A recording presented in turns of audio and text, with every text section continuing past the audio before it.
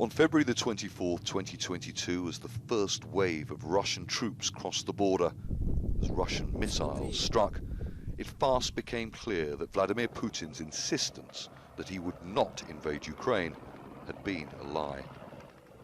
It was a multi-pronged attack. Russian forces crossed from Belarus and advanced towards Kyiv. There was a similar push in the northeast. And in the east, towards Ukraine's second city, Kharkiv. At the same time, mainly pro-Russia separatist forces attacked towns in Ukrainian-controlled areas of Donetsk and Lugansk.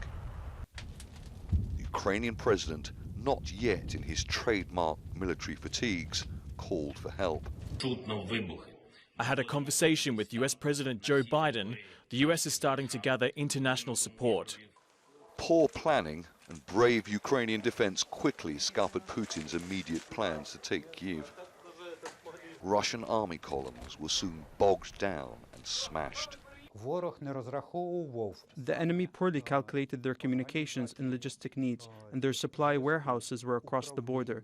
This meant that after 2 days they were stopped without fuel, ammunition and food, and they lost the effective management of their troops. On the 1st of April, Ukraine announced it had recaptured the entire region around Kyiv. Dead civilians, some with their hands bound behind their backs, were discovered, seemingly where they had been shot. Russia was accused of war crimes. The Russian army, which Ukrainian intelligence says had planned on taking control of Kyiv in 3 days, had suffered a historic and humiliating defeat. In May, after months of intense fighting in the port city of Mariupol, the last remaining Ukrainian fighters surrendered at the Azovstal steel plant. But Ukraine by now was receiving what would become tens of billions of dollars worth of military aid. The autumn counteroffensive liberated tens of thousands of square kilometers, including the city of Kherson. Preparations for the counter-offensive started in April.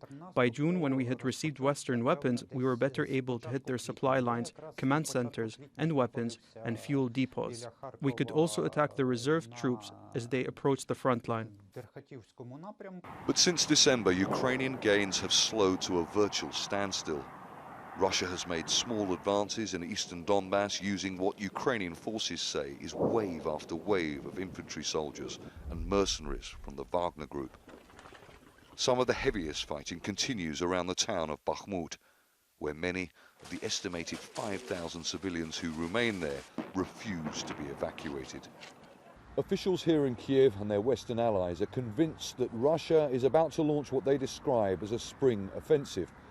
More sophisticated weaponry, such as tanks, is on its way from NATO countries, but with no end in sight to the fighting. Many are asking just how long Ukraine's allies can fund this war, despite their leaders saying it is a fight for democracy they cannot lose. Stratford, Al Jazeera, Kyiv.